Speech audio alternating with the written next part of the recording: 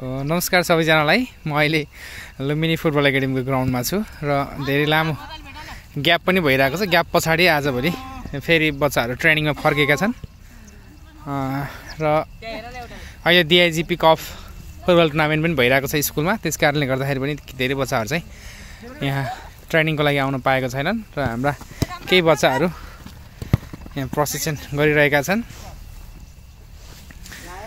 Lumbini football academy दाङको घोराइमा अवस्थित छ र हामीले खासमा पछिल्लो समय नेपालमा भएको फुटबल विकासको लागि हामीले आफ्नो क्षेत्रबाट केही गर्न सकिन्छ कि भन्ने प्लान अनुसार नै हामीले प्रयास गर्दैछौँ र यस्ता खालका एकाडेमीहरू हरेक ठाउँमा हरेक जिल्लाहरूमा चाहिँ हुन आवश्यक छ र रेगुलर रूपमा चाहिँ बच्चाहरूलाई ट्रेनिङ गरायो भने उनीहरूको खाली समयमा मोबाइल हेर्ने बानी हुन्छ अथवा अन्य केही गलत काम अथवा कुलरमा लाग्ला भन्ने खालको डर पनि हुँदैन।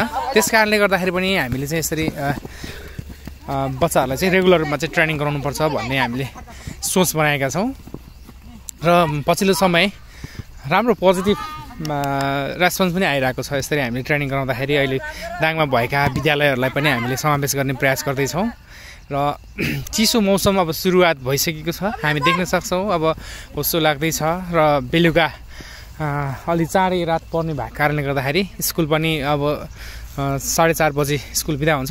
अब एकाडेमी आएर ड्रेस चेन्ज गरेर फेरि ग्राउन्ड आउनको लागि अलिकति समय पनि अलिक कम भएको कारणले गर्दाखेरि आजभोलि त्यति धेरै ट्रेनिङमा फोकस गर्न पाइएको छैन। तर पनि उनीहरू दुवै हाम्रो यहाँ एकाडेमीमा भएका सबै खेलाडीहरू अहिले DIGP cup Nepal police school खोराई दाङले आयोजना गरेको DIGP कपमा सहभागी भएका छन् र दुवैजना त्यहाँ टिमबाट खेलेर पनि रहेको छन्। यहाँ हामी देख्न सक्छौँ उनीहरू यहाँ सर्ट पासहरू प्र्याक्टिसहरू गरि नै रहेको छन्। म पनि अलिकति ग्यापमै आएँ ग्राउन्डमा, किनभने अब लामो समयको बिदा पनि थियो दसैँ तिहारको। त्यस पछाडि हामीले रेगुलर रूपमा ट्रेनिङ पनि गर्न पाएको छैनौँ। हेलो निर्मल, के छ? हाम्रो एकाडेमीको जुनियर प्लेयर यहाँ समृद्ध भण्डारी, हामी नवलपरासीबाट, निर्मल रावत रोल्पाबाट, आशिष राणा दाङ, रामकरण सदा महोत्तरी, योद्धा चेम्जोङ झापा, निशान गौतम रुकुम, पसाङ लामिछाने बाँकी, सुमन चलाउने रोल्पा, त्यस पछाडि फिलोज शाही काठमाडौँ, त्यस पछाडि समीर खड्का तेह्रथुम लगायत अविनाश भट्ट बाँकी, दीपक राणा दाङ।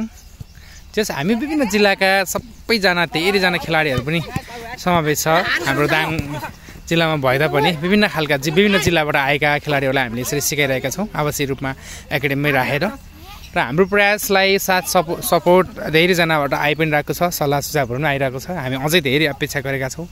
तपाईँहरूको सानो सहयोगले सानो सरसल्लाहले हामी अझै धेरै राम्रो गर्नेछौँ नेपाली फुटबलको विकासको लागि भन्ने हामीले आशा लिएका छौँ।